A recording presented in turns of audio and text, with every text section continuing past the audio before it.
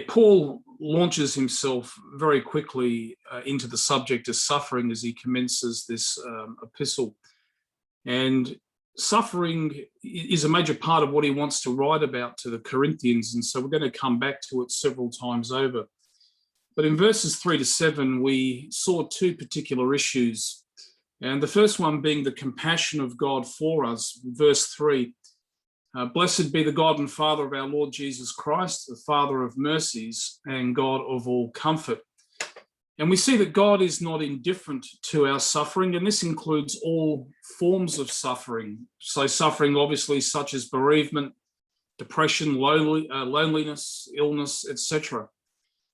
And we can also see from this verse, before Paul gets into the nitty-gritty of suffering and going into any detail, he begins with praise. Blessed be the God and Father of our Lord Jesus Christ. And this idea of blessing God is to speak highly of God. It's to have affection for someone and to regard them highly. So the word blessed in the Bible can mean different things. It's translated as blessed in English, but in Greek it can be different. And here it means to speak highly of God. God is worthy to be praised. And perhaps when we look at suffering, the place to begin is with praise. Let's not forget who God is. Let's not forget his goodness to us. Let's not forget his power. It's very easy to be consumed with circumstances and forget who he is. The second thing we observe from these verses is that God channels his compassion through his people. Verse 4, who comforts us in all our tribulation, that we may be able to comfort those who are in any trouble with the comfort with which we ourselves are comforted by God. And so this verse is telling us that we ourselves are the instruments of God's mercy and compassion. He works through us to help other people. So as we go through life's experiences, and some of them very difficult, and we find help and strength and comfort, so we are then able to help others who are going through similar experiences that we've been through.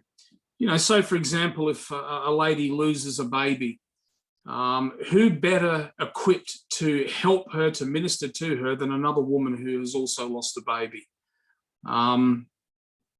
That woman knows the lay of the land. She knows the sensitivities. She knows how best to help and assist. Other people may be willing, but they can perhaps be superficial. They can perhaps be overbearing. But somebody who has been down that track themselves is equipped to be of some assistance. And the great example of this is Christ himself. How is it that as our high priest, he is able to assist us and we can go to him boldly? It is because, like us, he has been tempted. He knows that life in this fallen world is difficult. And as we cry out in his name when we are under duress and struggling with life's difficulties, he's able to sympathize because he's walked the walk that we have to walk. And so there's something in this idea of the experiences that we have in life, the difficulties that we've been through. We are then equipped to help others in similar situations. So Paul starts off speaking generally about suffering, but then he draws particular attention to the suffering of Christ and suffering for Christ. And he uses himself as an example. He has suffered for the cause of Christ that the Corinthians might be blessed. That's how the gospel came to them, through Paul's sufferings, through the difficulties that he went through in various places. And he's going to elaborate on his sufferings further in the verses that we'll look at this morning. But just as God's comfort came to him in his suffering, so he is then able also to help the Corinthians who are suffering as a consequence of their faith. So there's some of the issues that we looked at a couple of weeks ago. Let's read together then verses 8 to 11. 2 Corinthians, I should say, chapter 1, 2 Corinthians 1, verses 8 to 11. For we do not want you to be ignorant, brethren, of our trouble which came to us in Asia, that we were burdened beyond measure, above strength, so that we despaired even of life. Yes, we had the sentence of death in ourselves, that we should not trust in ourselves, but in God who raises the dead. Who delivered us from so great a death and does deliver us, in whom we trust that he will still deliver us. You also helping together in prayer for us, that thanks may be given by many persons on our behalf for the gift granted to us through many. I want to look at these verses then under three headings this morning. The first thing I want to consider is the severity of Paul's affliction. So Paul has already identified the fact that he, as an apostle and as a Christian, suffered, and he draws to the attention of the Corinthians the severity of some of this affliction. Verse 8, for we do not want you to be ignorant, brethren, of our trouble which came to us in Asia. Now, in the following verse, verse 9, Paul is going to explain why he suffered so severely, which we'll come to later. But let's note in verse 8 the description of this affliction. So as we can see, he is referring to events that took place in Asia. And we understand this to specifically be referring to Ephesus, which is described in Acts chapter 19, that Monique read to us just a moment ago. And Paul there describes his time, particularly in Ephesus, not just Ephesus, but he makes mention of the broader region of Asia. This is referring to what we would call Turkey today. So what do we know about Paul's time in Ephesus and what's said to us there in Acts chapter 19? Paul went to Ephesus at the beginning of his third missionary journey. And as was his custom, being a Jew and the gospel going first to the Jews, Paul made his way to the synagogue. And he preached there for a period of 3 months. And over that time, some of the Jews became hardened to his message. They became antagonized by what they heard, and they effectively began to criticize Paul, rebuke Paul, and also his followers. And so after that 3-month period in the synagogue, Paul left because things became too difficult, and he moved on to the school of Tyrannus. And in the school of Tyrannus, he met with other disciples there and preached and taught the things of God for 2 years.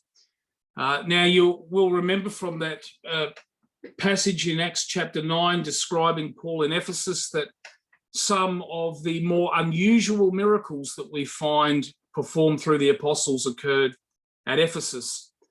So Paul was taking cloth, such as handkerchiefs and apron material and that kind of thing, and it was being sent to those who had demonic influence and those who were sick, and they were made well, and the evil spirits left.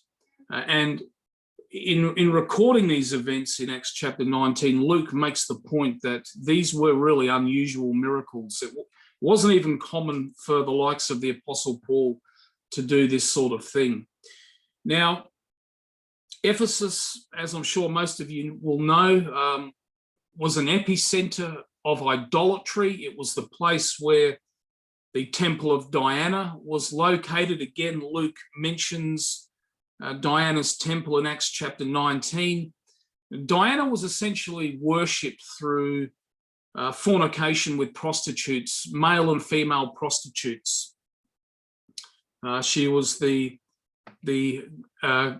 goddess of birth and harvest and life, and so she was worshipped through procreation.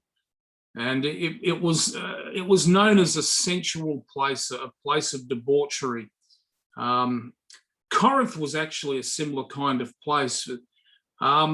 Ephesus was a place of spiritism. There were mediums there and sorcerers and fortune tellers and people practicing, all kinds of black magic, or the black arts as they are sometimes called. So influential was all of this in the Ephesian society that we're told that there were some Jews who were raised in the house of the high priest, and they got caught up in it all. Even they were swayed by it all, the Jews.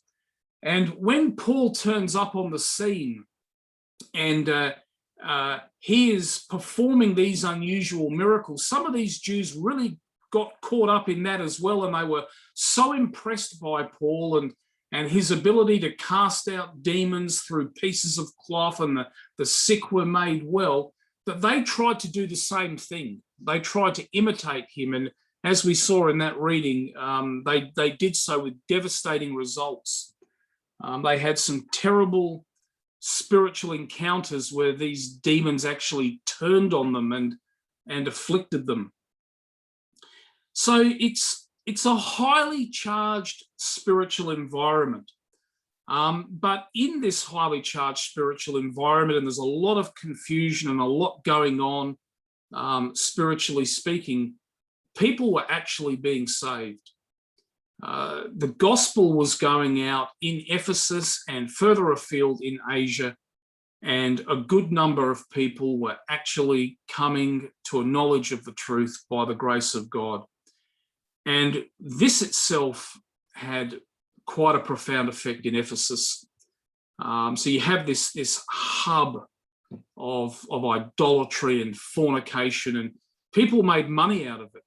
They were producing idols to be worshipped. Literature was published on the black arts. And of course, what happens when people are saved? Well, the silversmiths making the idols, they're losing business. And it's not good for them to see, and for those making money to see books being burnt, books on the black arts being burnt. And so many books were burnt. Luke records that the amount of money in terms of the books burnt was 50,000 pieces of silver. And the end result was that a riot broke out. Can you excuse me for 1 minute? Someone's knocking on my door. There must be a problem.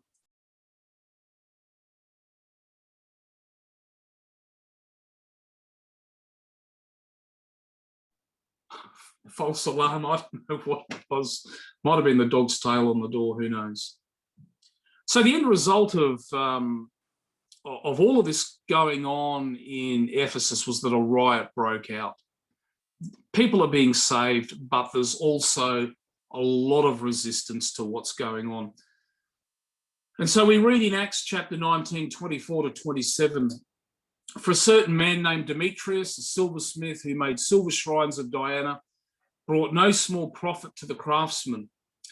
He called them together with the workers of similar occupation and said, "Men, you know that we have our prosperity by this trade. Moreover, you see and hear that not only at Ephesus, but throughout almost all Asia, this Paul has persuaded and turned away many people, saying that they are not gods which are made with hands. So not only is this trade of ours in danger of falling into disrepute, but also the temple of the great goddess Diana may be despised and her magnificence destroyed, whom all Asia and the world worship." Now, when they heard this, they were full of wrath and cried out, saying, "Great is Diana of the Ephesians." So the whole city was filled with confusion and rushed into the theatre with one accord, having seized Gaius and Aristarchus, Macedonians, Paul's traveling companions. And so this great public disorder broke out, which was eventually calmed. But Paul was at Ephesus for around about 2.5 years. And what we see from that account in Acts chapter 19, that agitation towards him began very quickly in the synagogue. The Jews hardened their hearts to what they heard, and it only intensified as time went on. People were being saved. The silversmiths and others were losing money. The prostitutes and so on would have been losing money. And in the end, this public disorder breaks out. Now, in 2 Corinthians chapter 1 that we're concerned with in these verses this morning, verses 8 to 11, Paul speaks of the trouble that he encountered in Asia, but he doesn't explain what that trouble is. We We learn about it from Acts chapter 19. And so we would have to say that this description in Acts chapter 19 surely touches on and involves what Paul is referring to in 2 Corinthians chapter 1.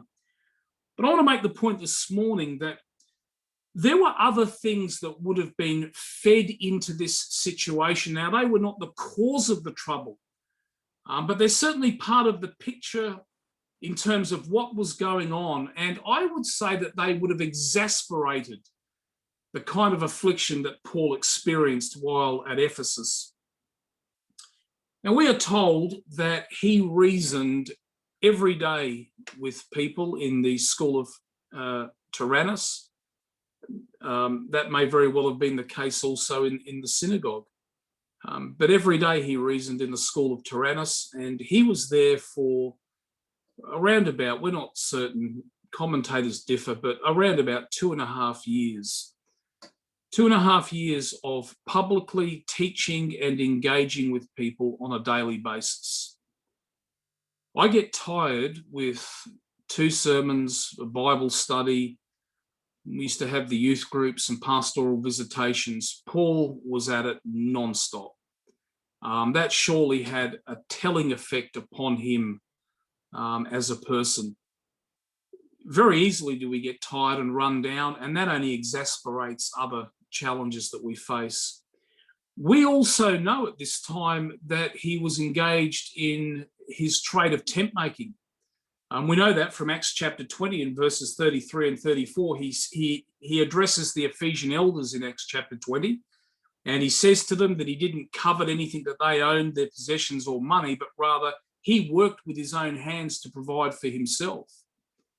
So you try and get your mind around this. He is ministering every day for hours, and he's also making tents in order to look after himself. Paul had no wife. Being a Pharisee, he probably had been married, we would assume, but whether or not he was divorced or his wife had died, we don't know. But he was single when he wrote the New Testament epistles. There's no one to look after him, as in a loving wife, and he's working to support himself.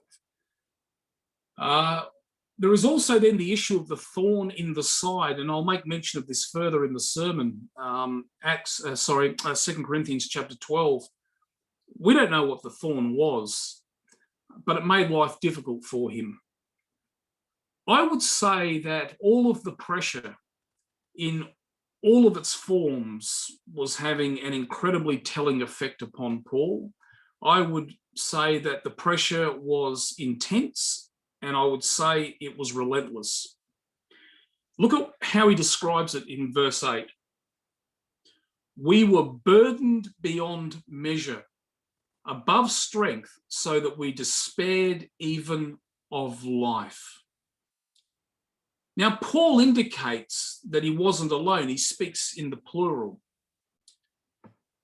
but he bears the brunt of it. What he is really saying to the Corinthians is that this is what I experienced. We as in the apostolic party, but he's really talking about himself and his own experiences.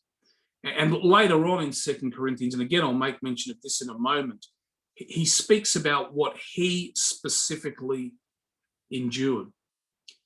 Let's think about this description for a moment. Burdened beyond measure. To be burdened means to carry a weight. Something is heavy, it's demanding. He says that he was burdened beyond measure. In other words, overwhelmingly burdened. You think in the ancient world of camels carrying a load or donkeys carrying a load. Think of one of those animals with just, like a ridiculous amount placed upon them to the point the animal can barely move. And to add this, to emphasize it, look at what he says next. Above strength, burden beyond measure, above strength. And what Paul is saying here is that the load, the challenge, the affliction was not something he could bear within himself.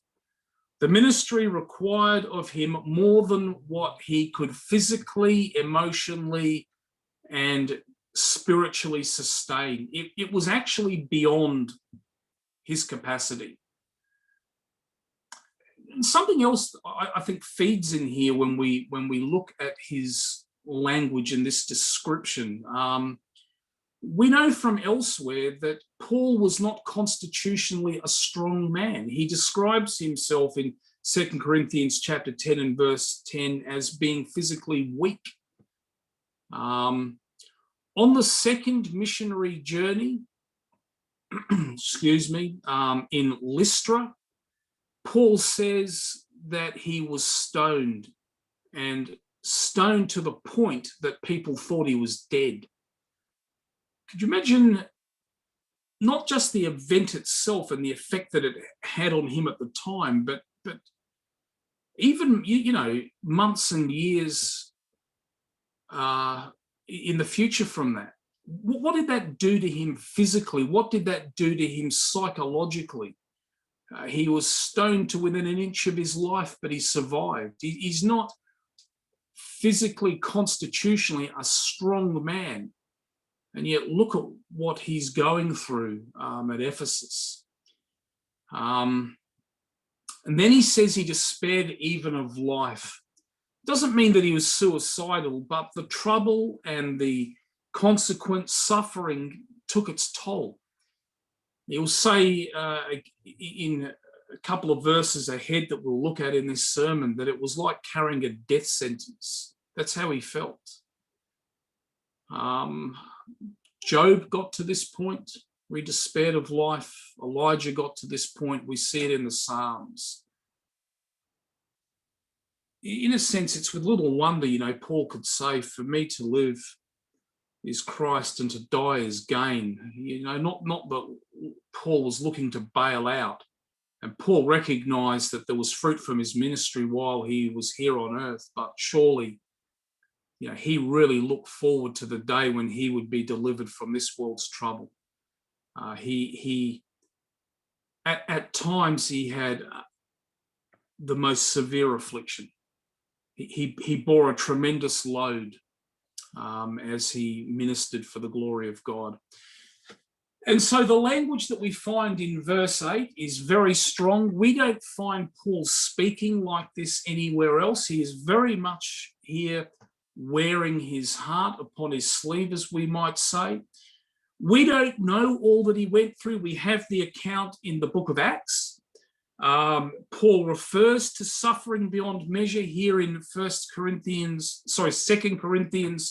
chapter 1, but he doesn't describe everything that he went through. And scholars believe that there's actually a lot more that he encountered than what is described for us here in the scriptures.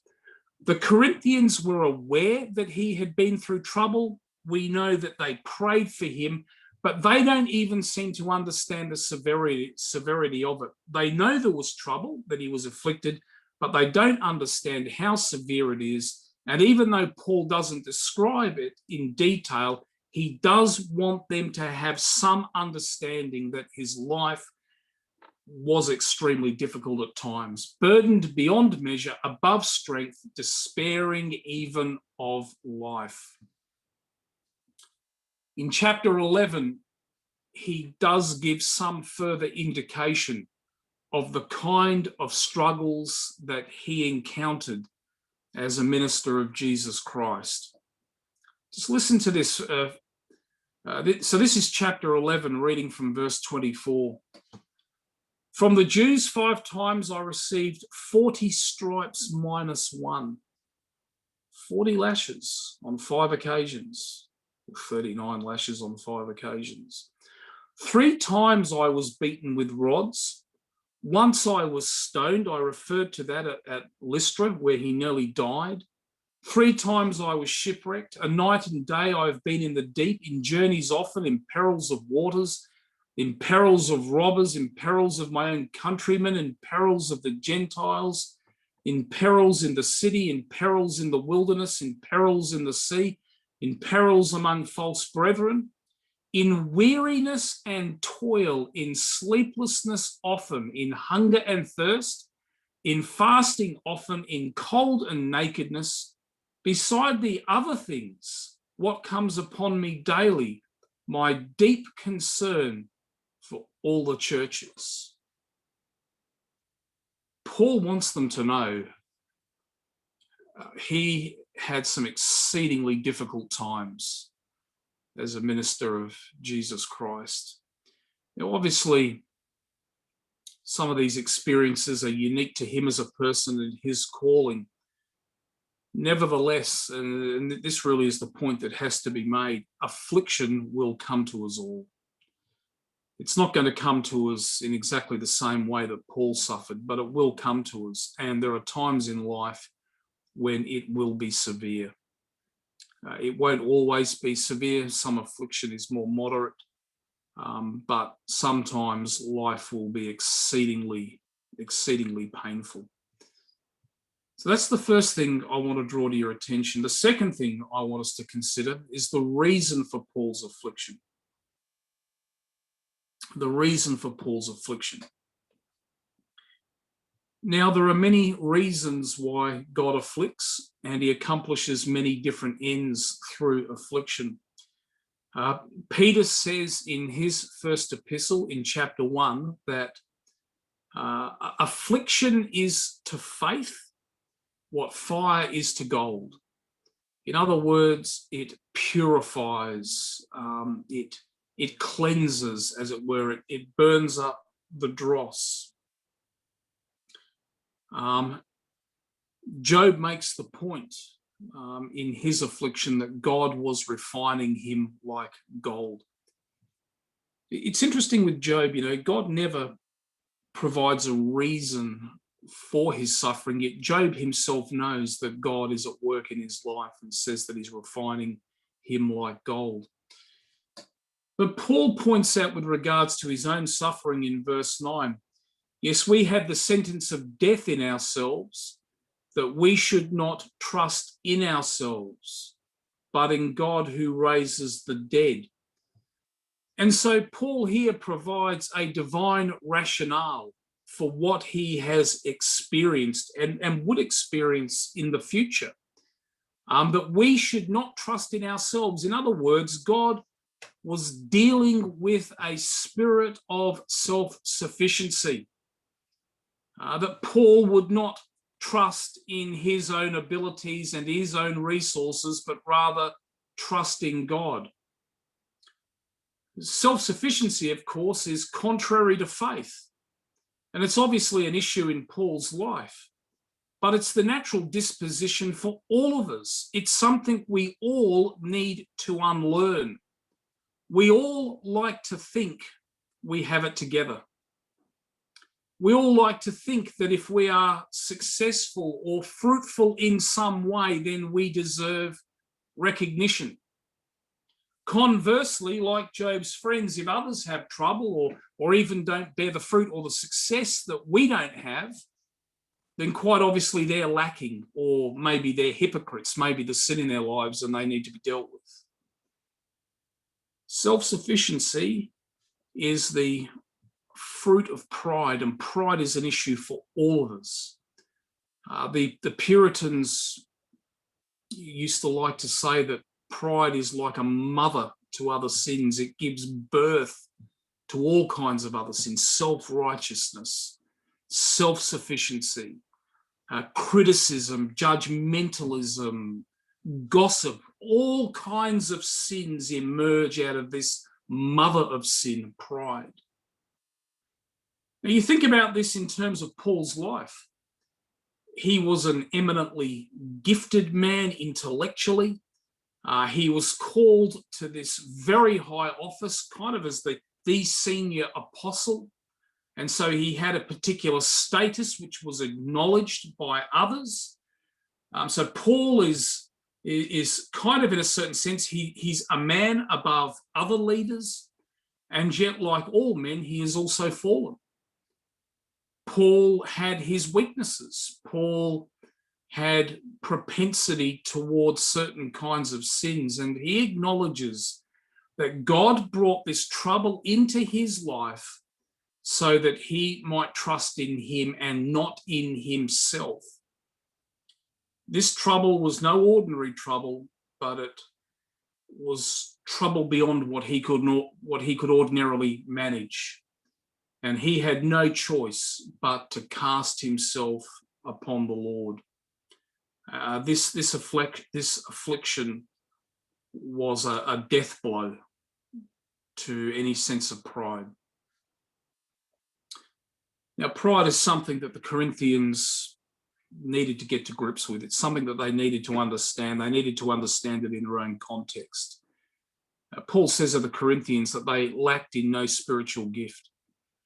And they seem to be a very gifted congregation. But they lacked in love. They lacked in unity. They lacked in compassion. They lacked in many things. And why did they lack in those things? They lacked in those things because they were a proud people. They saw themselves as very successful and very gifted. And let us remember that Corinth was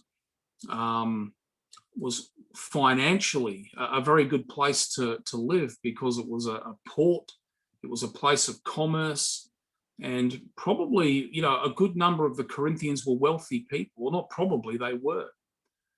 And so pride was an issue for them. Pride is, as I've said, it's an issue for all of us. Do we grasp how serious pride is, how damaging it is to us? Pride is contrary to faith. It is contrary to humility and to thanksgiving. Do we understand how pride causes problems for other people? In other words, the pride in our life in some way will be outworked and it will cause problems for others. Do we really grasp how offensive pride is to God? Because when there is pride, we're not truly thankful. We're not dependent upon him. There's no real sense of humility and thanksgiving. We're self-sufficient. We're self-righteous. We're full of ourselves. So serious, or so significant was the temptation toward pride in Paul's life that we also read in 2 Corinthians chapter 12 and verse 7. And lest I should be exalted above measure by the abundance of the revelations, a thorn in the flesh was given to me, a messenger of Satan sent to buffet me, lest I be exalted above measure. So it wasn't just trouble in Ephesus. Paul lived with this thorn. And we are told specifically by Paul, lest I should be exalted above measure. In other words, lest I should, have this high opinion of myself and my calling and my ability. God won't let it happen. So Paul lived with a thorn, and then there were occasions when there was particularly intense suffering that he might remember to trust in God and look to God. Let us remember, in light of what we're thinking about this morning, that God does not afflict for his own enjoyment. God is not some kind of tyrant that enjoys seeing people in pain. Let us also remember that God doesn't afflict simply because he is sovereign. Now, God is sovereign. And it's because he is sovereign that he can afflict. But he doesn't afflict just because he has power. We might say that parents are sovereign over little children. But what parent afflicts their children just because they have power? That's unthinkable. Parents will discipline children because it's necessary. They have the power to do it, but they do it because it's necessary, and they will bring discipline upon their children because they love them. And it's exactly the same thing when it comes to the Lord relating to us. God does not enjoy the affliction of anyone, Christian or otherwise. God afflicts because it is absolutely necessary. He afflicts for our good as his people. And the pain of affliction corresponds to the seriousness of pride and the other sins that pride gives birth to. If God didn't bring affliction into our lives, we would sink further and further into the mire of self-sufficiency and self-aggrandizement and self-righteousness, and lacking in humility and lacking in compassion and lacking in thankfulness.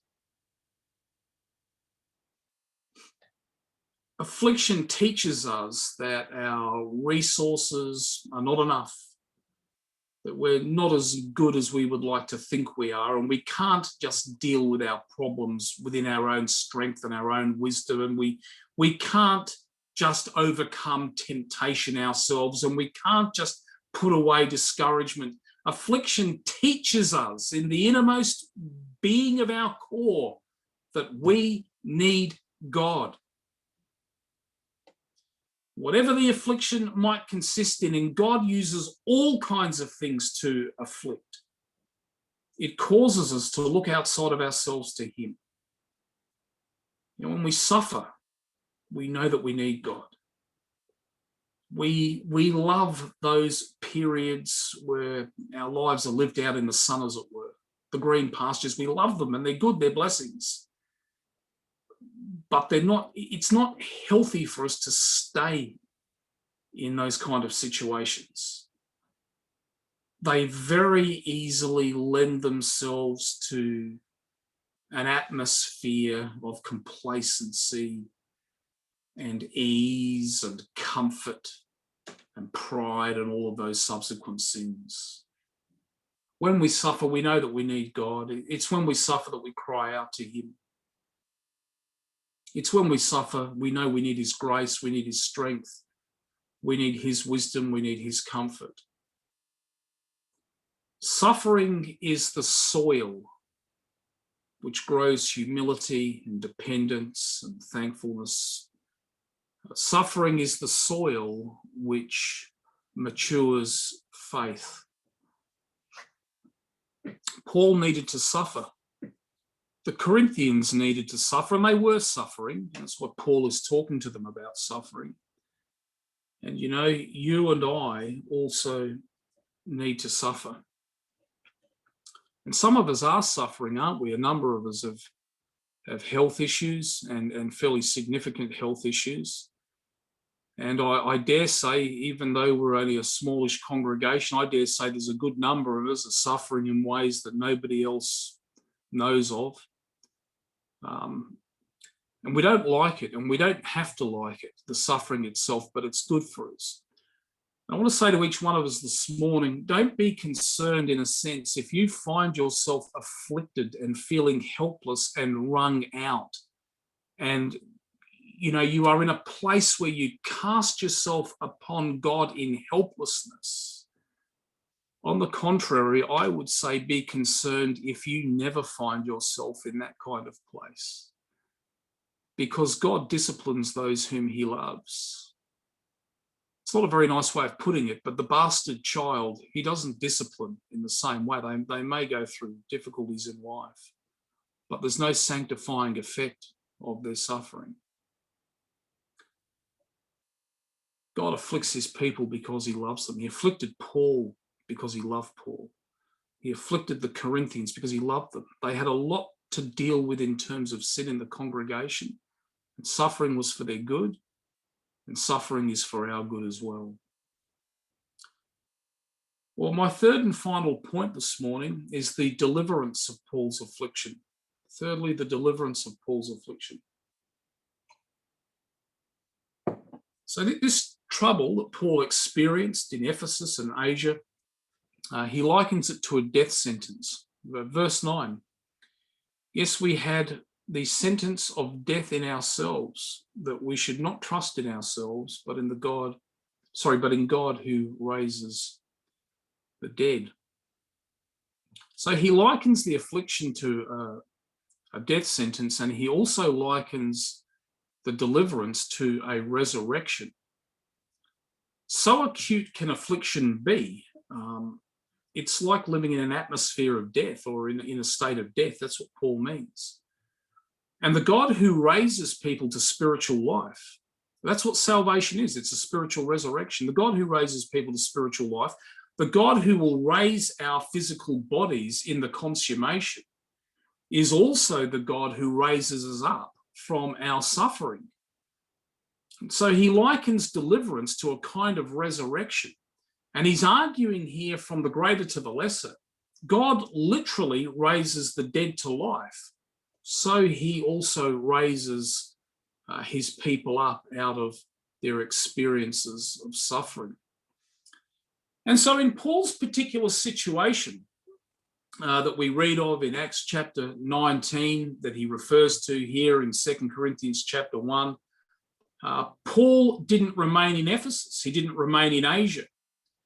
He was actually planning to leave Ephesus when the riot broke out, but he didn't leave. But after the riot that we read about, Paul left that region. Paul made his way out of Asia. We know that he went to Troas and over the sea, and most likely he was writing this letter actually from Philippi. So God delivered him out of the tumult that was Ephesus and Asia. And so while God brings suffering into our lives, he doesn't leave us to wallow forever in suffering. Now, it's true to say that though God delivers, some affliction may remain. God took Paul out of Ephesus, but God did not take the thorn out of Paul's flesh. So that remained. And some affliction remains. You know, often, or from time to time, I guess, in some of my sermons, I make mention of what Solomon says in Ecclesiastes, that there are crooked providences that God doesn't make straight. Some crooked things he does make straight. He does take us out of situations or change situations, and sometimes that which is crooked remains crooked. In other words, it remains to be a thorn. However, even with thorns, God ministers his grace. Comfort comes to us. Wisdom comes to us. Strength comes to us. That's what happened to Paul with regards to the thorn. My grace is sufficient for you, said God. We noted in the previous sermon, he is the Father of mercies and God of all comfort.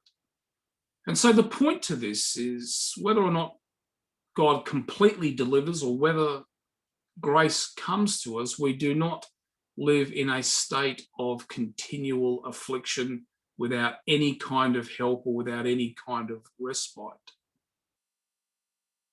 Suffering is good for Christians, but too much suffering is not good. And thankfully, God does deliver us. He does minister to us. He does raise us up out of what feels like a sentence of death. But what we see in this is really the cycle of the Christian life. Times become difficult, God takes us out. Or maybe we receive a thorn, grace comes to us, whatever it may be. But certainly in terms of certain circumstances and difficult circumstances, they come and go. Life is not perpetually difficult. Look at what Paul says in verse 10. Who delivered us from so great a death and does deliver us, in whom we trust that he will still deliver us. And so often we find on Paul's missionary journeys, he goes into a situation, it becomes difficult, there's trouble for him, and he leaves. He goes somewhere else, and there's a period of respite. There's a period of sort of recovery and refreshment. But soon enough, somewhere else, the difficulty comes back. There are more problems with people. There's more opposition. And Paul will again move on. And that's what life is like for us as Christians.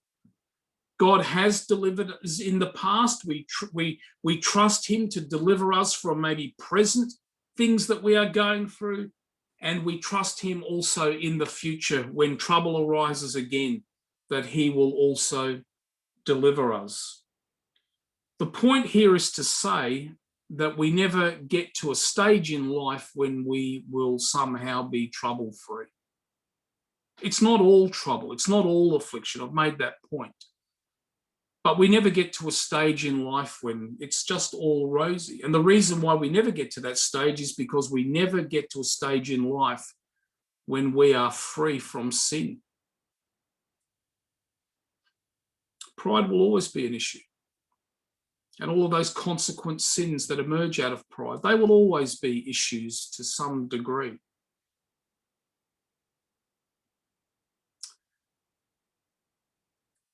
And trouble keeps us in check. We are never fully sanctified. We are never fully mature. And trouble will keep us in check.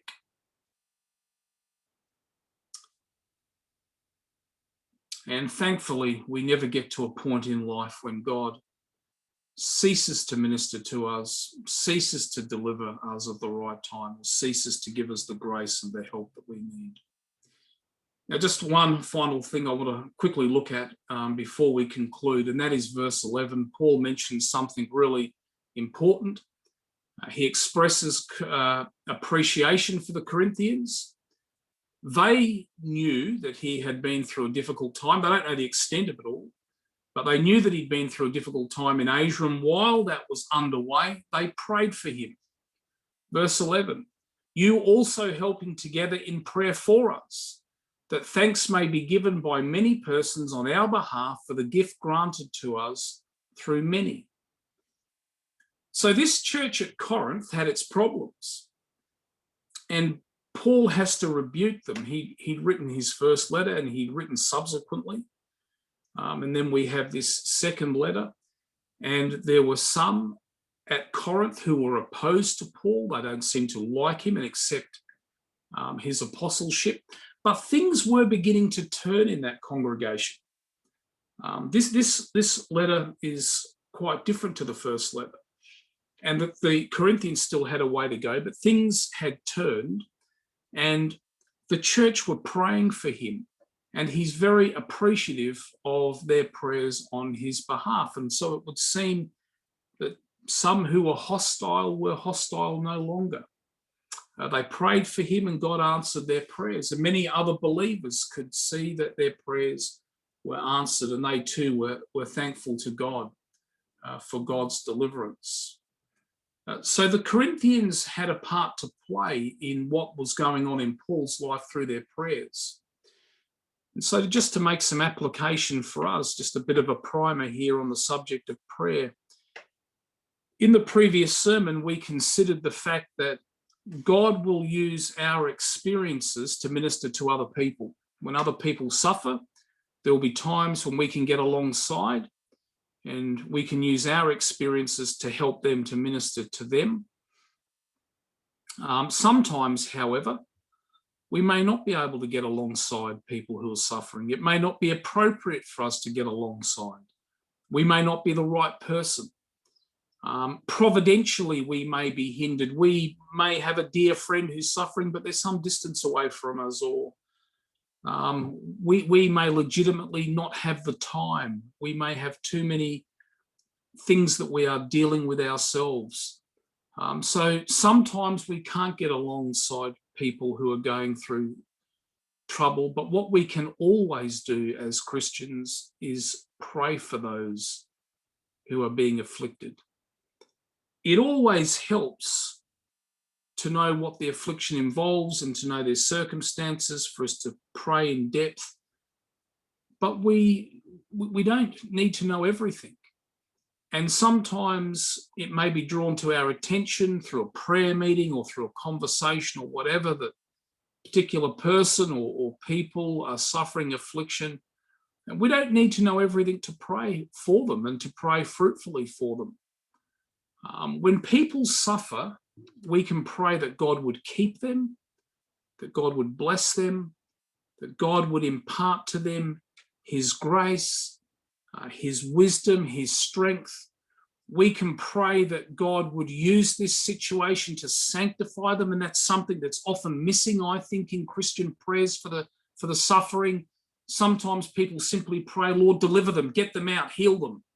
And yes, we want them to be delivered. We want them to be healed. We want them to to get through the situation that we're in, that they are in, but let us also pray that God would use that particular situation for their spiritual good, that he would sanctify them, that he would cause them to grow, that he would mature their faith through what they are going through. But then, of course, ultimately, we do pray that God would be merciful and he would deliver them. He would bring them out. And, prayer is not a minor thing. It's essential in God fulfilling his purposes. And this is why God calls us to pray. Does God need our prayers? No, he doesn't. Of course, God doesn't need our prayers, but he chooses to use them. Paul frequently asks for prayer in his epistles when he's writing to various congregations. And so thankful was he for the prayers of the Corinthians that he mentions it here in this second epistle, chapter 1. And he mentions it straight away because he truly appreciates the fact that in his sufferings, they were praying for him. Well, let's wrap things up then this morning. In conclusion, verse 8, for we do not want you to be ignorant. Paul did not want the Corinthians to be ignorant or unaware of the degree to which he suffered. Brethren, do not want you to be ignorant of our trouble which has come to us in Asia. And so Paul provides some context to what had gone on in his life. And in my opinion, and it's just my opinion, others may feel differently, but in my opinion, the modern church, and particularly the charismatic variety that we find in the Christian church, is ignorant when it comes to the subject of suffering. In fact, I think many lack any kind of theology of suffering. And suffering is not some minor thing in the Christian life. I think it ought to be included in seminary courses. I think it ought to be included in our preaching and teaching. I think it ought to be included in our systematic theology books. And you know what it isn't? Pick up systematic theological tomes and see how much is written on suffering, and it's lacking. And as I say, it's not a minor issue when you read the New Testament. In fact, when you read the whole of the Scripture, suffering is actually one of the marks of true faith. Now, of course, non-Christian people suffer as well, but suffering has a purpose according to the Bible in the lives of God's people. There is a reason why, as Christians, God brings suffering into our lives. It's one of the marks of true faith. It's one of the things, one of the principal things that God uses to grow faith and to mature us and to deal with our sins. Suffering is one of the marks of the true church. It's not on the biblical periphery. Without it, we wouldn't grow. Without it, we wouldn't mature. Many of the Psalms are odes to suffering. And if we don't have a clear biblical perspective on suffering, excuse the pun, but we will suffer as a consequence. And so Paul wants the Corinthians to understand what he has been through and why he has been through it, because they themselves were suffering, and suffering has a major part to play in the purposes of God in our lives. And so may he grant to us understanding of his purposes and how we are to respond when we suffer, and how we are to respond to others, to our Christian brothers and sisters when they suffer. May the Lord bless the ministry of his word to our hearts this morning. Amen.